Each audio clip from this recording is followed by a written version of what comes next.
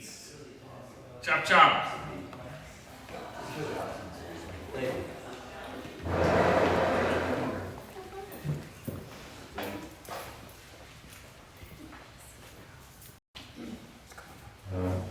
I'm the no nonsense. As in there will be no nonsense from any of you. Or? And I'm working on it. Our usual master of ceremonies was not feeling well, so it falls to me. Oh, yeah. Sorry. We've got a couple of traveling guests tonight from parts hither and yon. James Berg and Westley Heine. James, you didn't say where you're from, or did you? I'm from Chicago. You're both Chicago boys. All right. Well, I'm not going to hold that too much against you. I think we're going to start with Westley, if that's okay. Or unless you really. Yeah, okay. Wesley Hines, the author of Busking Blues, Recollections of a Chicago Street Musician and Squatter from Roadside Press, a short story collection, 12 Chicago Cabbies, and a volume of poetry, The Trail of Quetzalcoatl. He has featured twice at the Green Mill Poetry Slam in Uptown Chicago and is the new host of the Poetry Open Mic at the Gallery Cabaret every fourth Saturday. Very cool place if you are in Chicago. Most recently, Roadside Press has released his new poetry collection entitled Street Corner Spirits, audio excerpts of which are now available on most streaming services under the same title. Westley Heine. So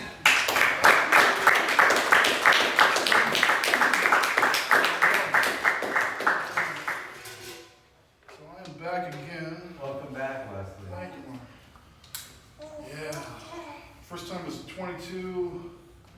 Last fall I stopped by and did some songs, do some a little different. The only thing remaining from that bio, I have a novella that came out this spring too.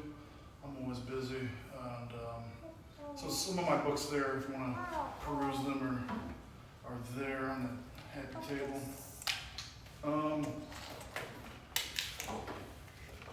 I was honored to be asked to be part of this. There's this tribute for Gregory Corso, well-known Beat Generation poet, and this is full of some of the remaining survivors of the Beat Generation and stories of Gregory Corso's famous antics and deconstructing his work too. I don't think anything like this has ever really been done until recently. So this is also through Roadside Press, and it's full of contributors such as like Ann Waldman and Ed Sanders and the guy who played the ape in 2001 Space Odyssey. That's the one I'm most excited about. Yeah, the guy who played Moonbeam. Apparently they used to score heroin together in New York. Good times. Different. But anyway, and John told me he had a relationship with Corso in the 90s, so I was hoping that he'd be here, but he feels better. So without more prattling on, I'm going to read part of this somewhat essay that contains some of Gregory Corso's poetry. Why does the poet laugh in the face of death, to feel more alive? Does the poet anticipate immortality? Is the poet truly unafraid? Gregory Corso completed a volume of poetry, The Happy Birthday of Death, in 1960, which included Bomb, a landmark in dark humor. Here at the height of the Cold War, Corso decided to write a tongue-in-cheek ode to the A-bomb. Meanwhile, his peers were writing protests against this ultimate symbol of man's self-destruction. I sing thee bomb, death's extravagance, death's jubilee. When Corso read Bomb at Oxford, the campus was steeped in ban the bomb demonstrations. He was booed and students hurled shoes at him. Toy of the universe, grandest of all snatched sky, I cannot hate you. Do I hate the mischievous thunderbolt, the jawbone of an ass? There's always plenty to fear.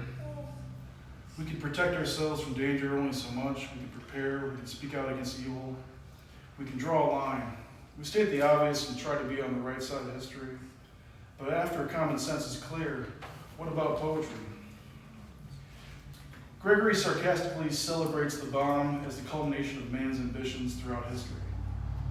He sings of all the phallic weapons that led to it. He sings of all forms of death, reminding us that despite how death arrives, the result is the same and inevitable. Ironically, the more he glorifies the bomb, the better he damns it. Bomb, mark of infinity, a sudden furnace, spread thy multitudinous encompassed sweep, set forth awful agenda, carrion stars, charnel planets, carcass elements. Battle forth your spangled hyena finger stumps along the brink of paradise. Bomb demonstrates that inside us all is a secret fascination with destruction. Corso shows how absurd we are, children holding the power of God. But by praising the bomb, he shows us by example that this horrible blast is human nature. Einstein's theory of relativity unlocked the secrets of the universe, that there are vast amounts of energy locked away in every atom, that matter and energy are one. What did we do with this knowledge? We built a bomb so big it could vaporize cities. With existential threats like nuclear war and global warming, it's sometimes hard to know where the front line is. Perhaps the enemy is in the mirror. Oh bomb, I love you. I want to kiss your clank, eat your boom. You are a peon, an acme of scream, a lyric hat of Mr. Thunder. Flowers will leap in June.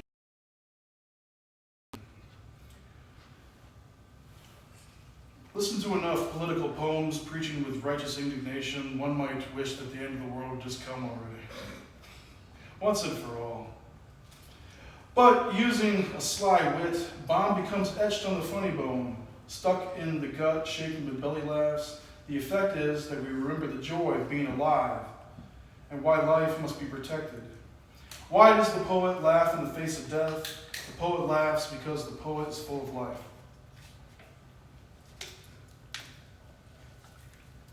Today, nuclear war is still a threat, though it seems most of us are pretty used to the idea. There's always a new grab bag of existential doom. Whether it's creativity or destruction, our culture seems to be only concerned with what's new. Perhaps we can learn something from his poem Bomb. We need not laugh ourselves numb in nihilism. We need not throw all caution into the wind, but we can take a note from the poet and surrender to the inevitable, and therefore live fearlessly. That I am unable to hate what is necessary to love, that I can't exist in a world that consents, a child in a park, a man dying in an electric chair, that I am able to laugh at all things, all that I know and do not know thus, to conceal my pain, that I say I am a poet and therefore love all man. Gregory Corso made peace with the bomb long before the rest of us. Why? The answer can be found perhaps in a line Gregory wrote in his later years. Death is a rumor spread by life. It's all an illusion, even death. There's nothing to fear. Hey, how about that?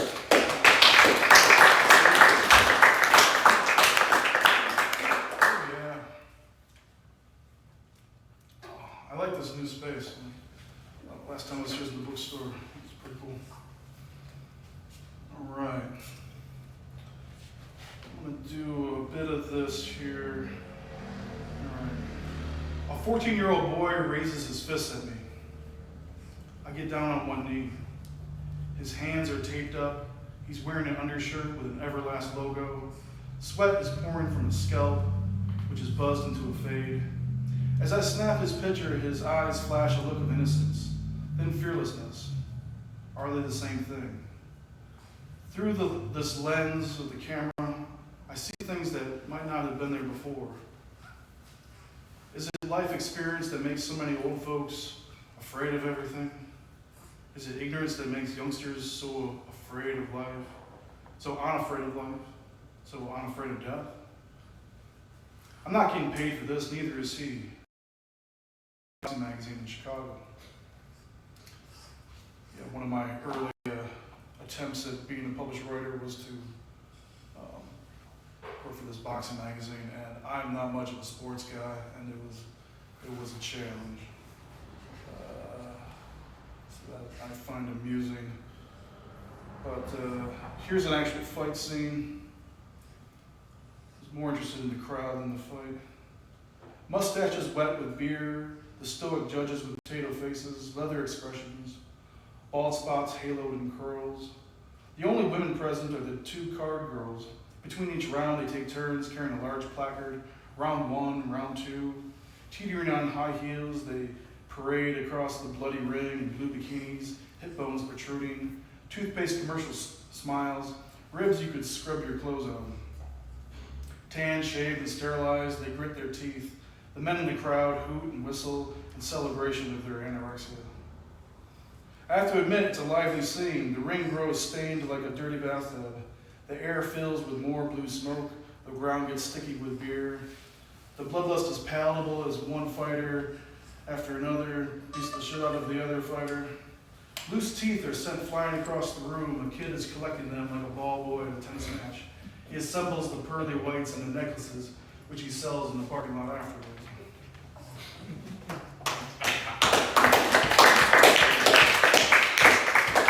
So obviously, the things I was writing for the boxing magazine were not getting accepted.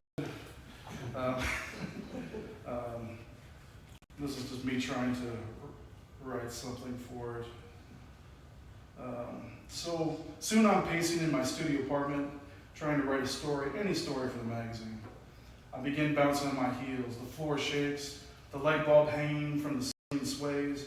Occasionally I return to the keyboard and crunch a line. I'm trying to punch up the word, the hype, to find the humanity in the sport, but it seems to exist in its own vacuum. It has its own rules, its own morality. Where is the lifeblood under these posing, dancing, jabbing forms? These silhouettes spar like paper dolls and shadow puppets. Where does the ring stop and life begin? It's hard to tell. As I crack another beer, I try to get the feel of it in my bones. I shoot my fist forward. Shadows streak across the wall like spawning eels. I cut the air. The light bulb sways more violently. The room spins like a zoetrope. I hammer my knuckles forward like pistons. My arms tear out of the sockets. I sock the wall. 1, 2, 3. My neighbor on the other side of the wall pounds back. 1, 2, 3. Life is all around. The ring is in this room. The ring is out on the corner where the dealers dispense their dust. The ring is at the liquor store where the clerk leaps over the counter with a baseball bat chasing a shoplifter. The ring is in the loop downtown where the waking world sells their time for money. There are many rings to this hell. The rings move around each other like a delicate clock. They dance in circles like two prize fighters sizing each other up. The rings all accrete to something. They spiral towards something. There is a center somewhere. There is a core. There is a point. It's at the tip of my tongue. It's between the words. How the hell am I going to write a story when I can't even adhere to the oldest cliche in the book? That you write what you know. And I don't know anything. No one does. No one knows anything. Anyone who says otherwise is giving you a line, is selling you something, posing for a camera with fists up. All bullshit until the real fight begins. Only then do we see what we're made of. They might cling to beliefs, oversimplified principles, but no one really knows a damn thing about life. There's only the mystery, the bells in the night, the clocks getting wrong, the skulls knocking together. There's the bell, they're off. Round 1, 2, 3, until you can't take it anymore, until you're down for the count, leaping up again and down again, your tongue across the mat. But the ref keeps counting above the unconscious body. 9, 8, 7, knockout, 6, 5, 4. I crack another beer, I keep typing, 2, 3, 1, lift off. Church bells in the night and alarm clocks in the morning. Is it life experience that makes so many old folks seem so afraid of everything? Is it ignorance that makes youngsters so unafraid of life, so unafraid of death? No, it's a good line, but it's not that simple. It can go either way. People are made of different stuff. As life doles out its punches, some grow harder, some become tenderized. No matter who you are, life will beat the shit out of you eventually. Everyone gets their bell rung in the end. It's just some old-timers flinch, some lean in and absorb the punch. We all get a little punch stroke with time. We all get a little baddie round after round. Meanwhile, the bell keeps ringing. That's it for me.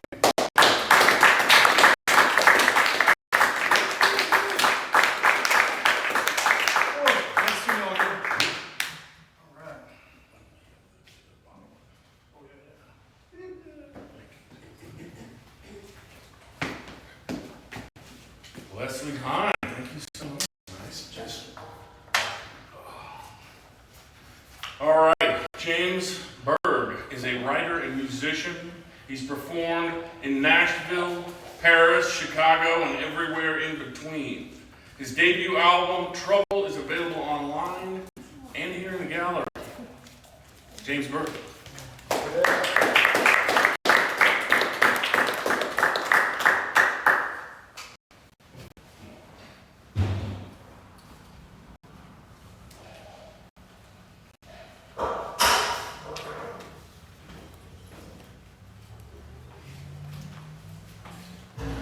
Thank you. Is he the chair? No, probably I could stand or use the stool. See, I'll play a few songs from the album and maybe a couple poems. I was hanging out with somebody recently who said, James, you've got a lot of songs about giving up. And then he kind of corrected himself because he could see my face. He said, I'm letting go. So this is one of those songs. It's called Rudy Boy.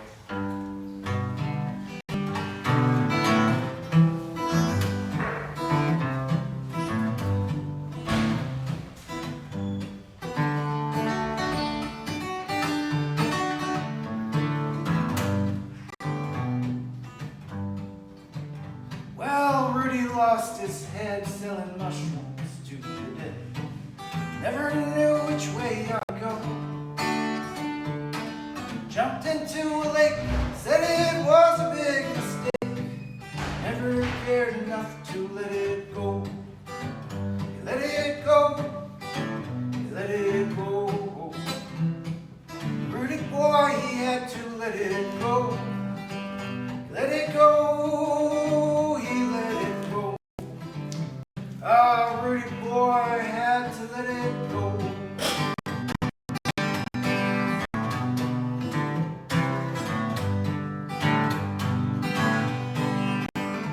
Let it go, let it go, oh, oh, let it go.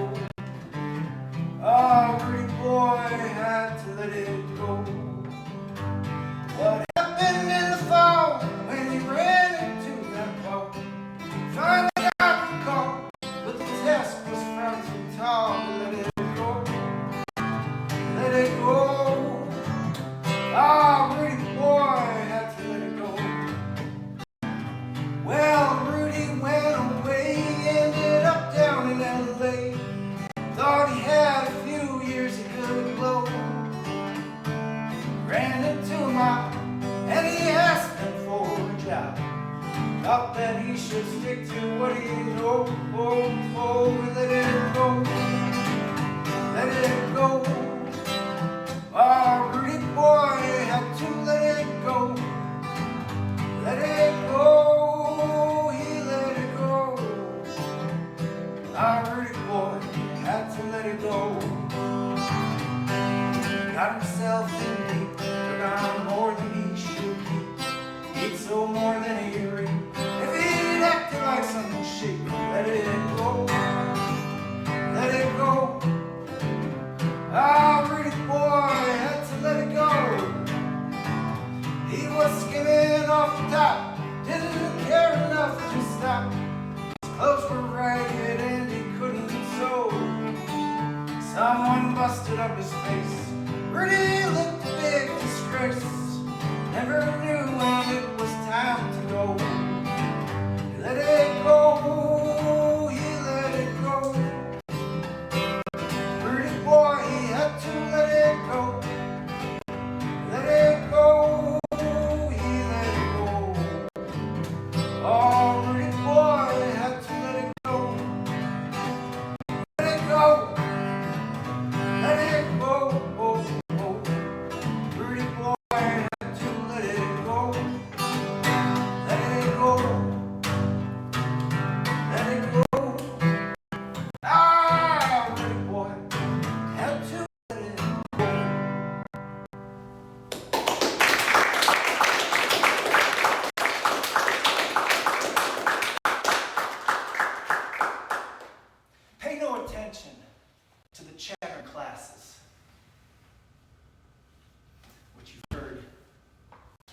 not true.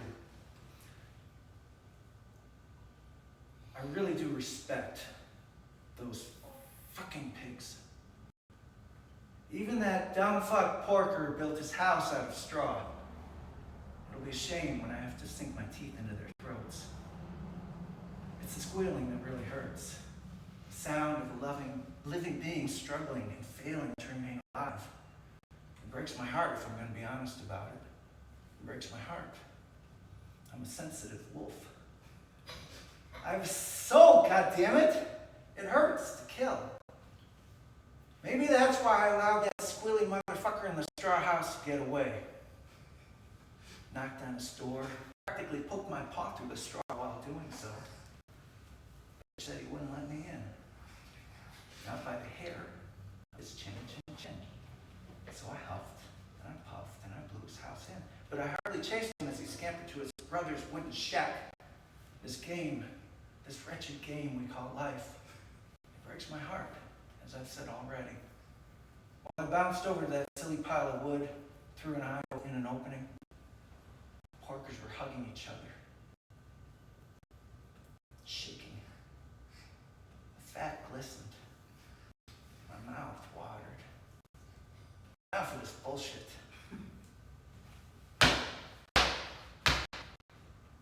Little pigs, let me in. You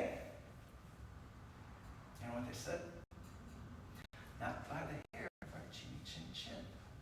So I huffed the house in and I dug into it, man. I was thrashing and snarling, clamping my teeth on the tail of one of those squealing motherfuckers. But I ended up with a mouthful of splinters somehow. The pigs ran to a third house. This one was built of stones. Mud and grass had been used to seal the gaps. I couldn't even throw an eye in to see what was happening. But I could hear them. The porkers were praying to God. Who's ever heard of a pig finding religion? What's a pig God look like anyhow? Think about it. I imagine something grotesque. A giant grinning Buddha, laughing and rolling in his shit.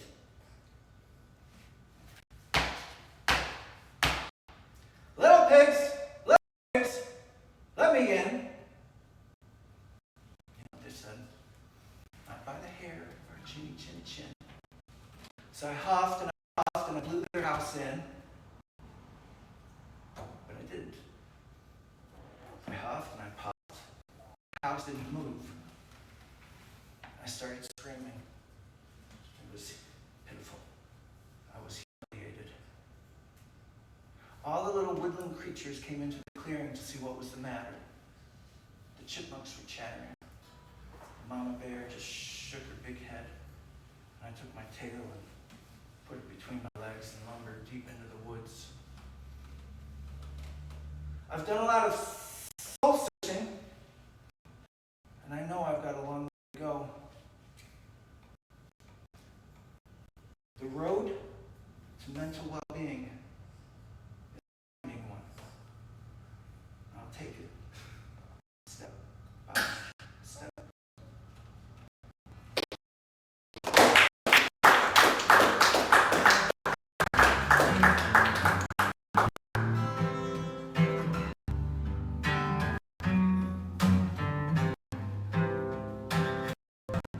Some say that love is a story we tell to ourselves.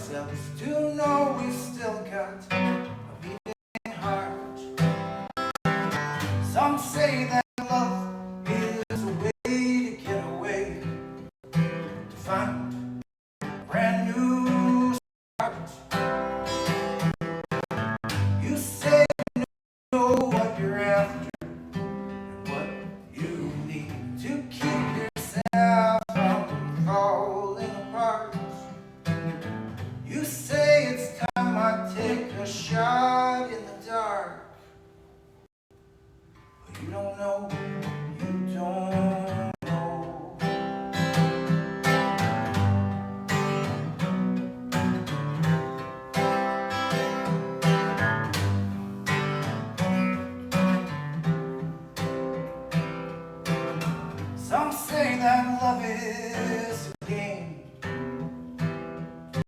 Never give up more you would care to give away. Some say that love's just being kind.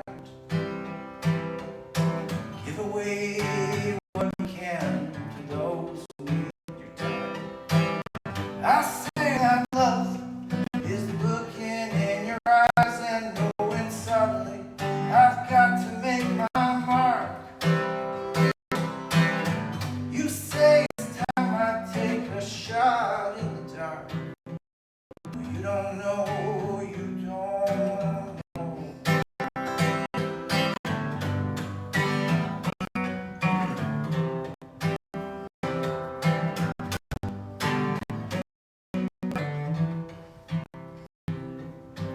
You don't know what you're saying when you ask me to believe everything that I've got to shut.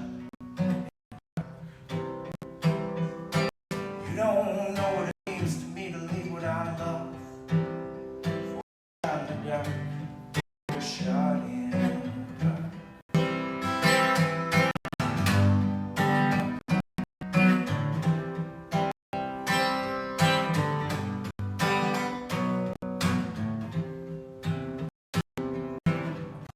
You I'll always be real. Promise you I'll always be kind. Promise you never meant to make you feel like the love that I'm keeping on the side. When I hear you saying that you know me at all, it's an invasion of mind. I need to let you go. Oh, I don't wanna let you go. But you don't know how your words they cut me down. You don't know why I'm coming around. I'm losing you, and you're losing me too. But you don't know, don't know. Know what you're saying when you ask me to leave everything that I've got for a shot in the dark. Don't know what it means to me to leave what I love for a shot in the dark, for a shot in the dark. You don't know what you're saying when you tell me to take a shot in the dark, shot in the dark, shot in the dark, shot in the dark. You don't know what it means to me to leave what I love for a shot in the dark, for a shot in the dark, for a shot in the dark, for a shot in the dark, for a shot in the dark, for a shot in the dark.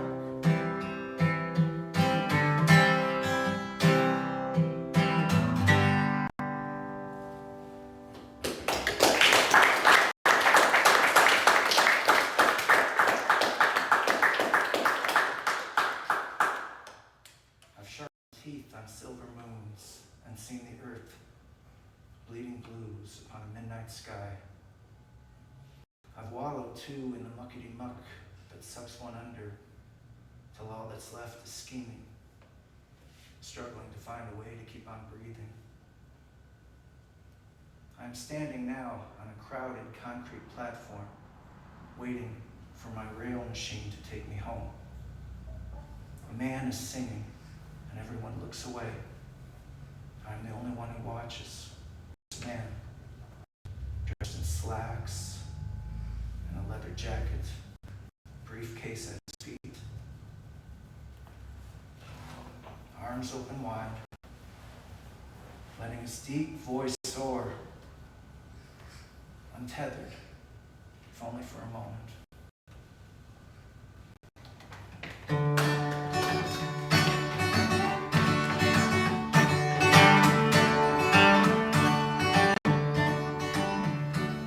Raining sun dries the seas, rocks, come dance with me. Come dance with me, our hair's on fire. One last spin, take us higher.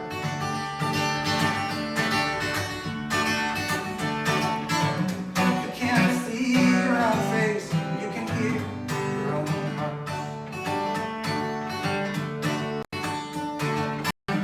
As you die in the day, dance in the dark. Bubbling red, your burning skin, come dance with me, take one last spin. Jealousies whisper one last word, cold, your mouth, our strings are heard.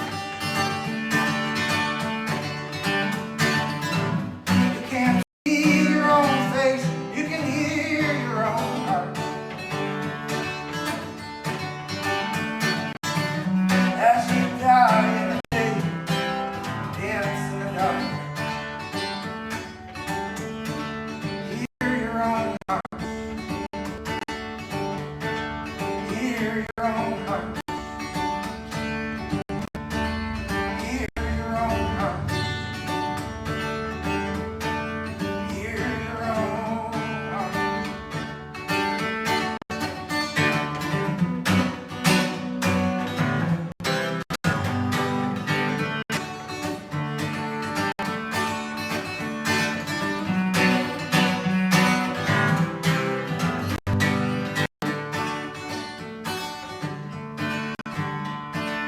Whisper words within your head, you tell yourself you're not yet dead.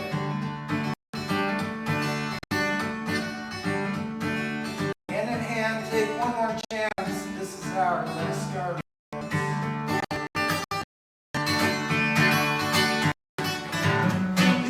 See your own face, hear your own heart. As you die in the day, dance in the dark. Hear your own heart. Hear your own heart.